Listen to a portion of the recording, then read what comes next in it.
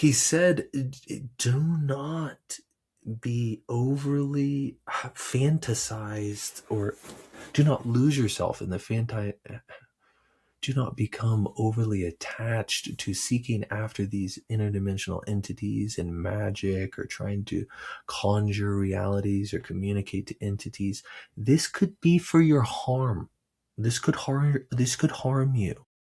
You know, the Arcturians and the Reptilians and the Greys and the Nordics and these people, and gaining contact and communicating with entities. It's a little bit of a slippery slope, just so we're all aware. Interacting with entities, non-human intelligence, is a rather ancient practice, and it is not all that glitters is gold, as they say. And so a spirit of discernment is very important, and really a proper prioritization of what we're talking about here. Because if you're already conceding, which Sam Harris hilariously did in his debate with Jordan Peterson, they did like freaking 1 million, and it's like 1 million hours. And so it's a little bit difficult to find that quote in there. But he says, I'm not even, Sam Harris says, you correct me on this, try and challenge me on this. He says, I'm not even disputing the idea to Jordan Peterson. He says, I'm not even disputing the potential reality that there could be higher non-human intelligences that can communicate to humans. And it's like, brother, you conceded the debate. brother, what are you talking about? That's like you shot yourself in the foot and you're teaching a gun safety course.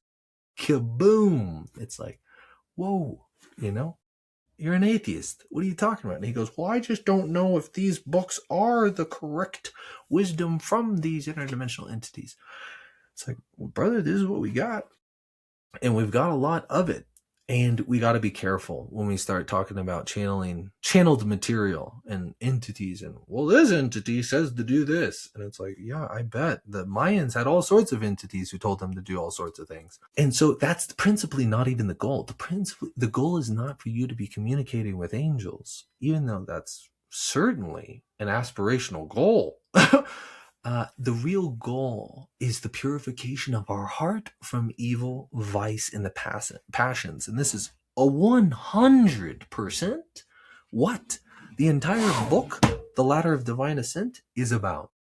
And of course, it's about more than virtue ethics. It's actually, Christianity arguably is, I think, a revelation of virtue ethics, except it's a revelation on virtue itself. It's actually a complete revelation. It's a very profound wisdom how they understand virtue, how Christians understand virtue.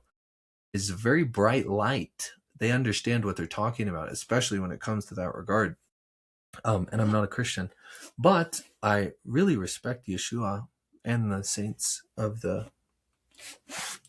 all the world. and so here we go. We need help to understand these things, and I would like to tell you they're here to help us. Okay,